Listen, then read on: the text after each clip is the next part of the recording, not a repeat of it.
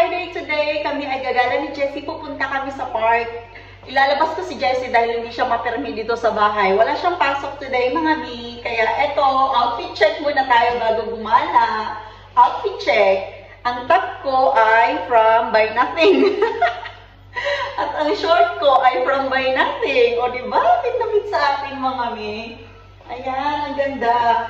Buy Nothing, mga mi, yun yung community group namin dito sa Australia na kung saan kakakuha ka ng mga free na mga clothes, mga gamit sa bahay, mga pagkain, ganun. Meron kaming community dito sa aming suburb.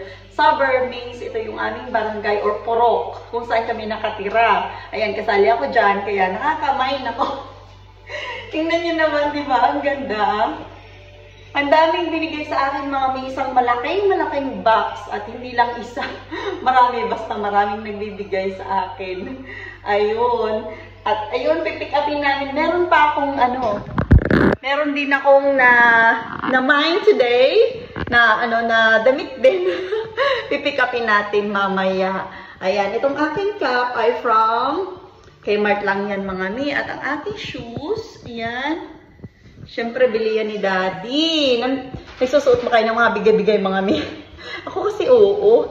Alam niyo ba, baka mamaya sabihin niyo, bakit puro bigay yung mga damit ko? Naku, mga mi, hindi. Meron din akong mga binibili.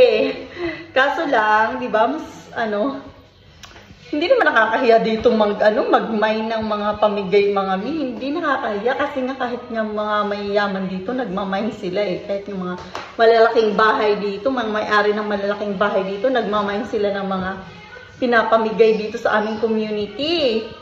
Alam niyo ba,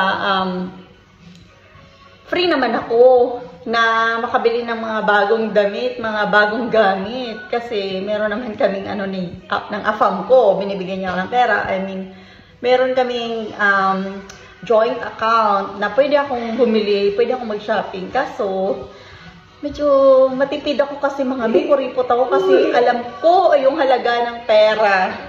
Kaya hindi ako masyadong gumagastos, lalo na at yung afam ko ay todo kayo sa trabaho. Nagsisave kami ng pera. Lalo na si Jessie ay autistic nga, di ba? Kaya, ayun. Kailangan namin pagandaan yung future ni Jessie. Ayan ang mga mi, ang aking outfit for today. At aalis na kami ni Jessie. Pupunta kami ng park. At pagkatapos mag-park, magpipick up kami ng aking mga na-mine ulit na damit sa Buy Nothing community group dito sa Australia, sa namin, sa suburb namin, mga mi. Papakita ko sa inyo mamaya kung ano-ano yung mga na-mine kong damit at isusukat ko din. Bye muna for now.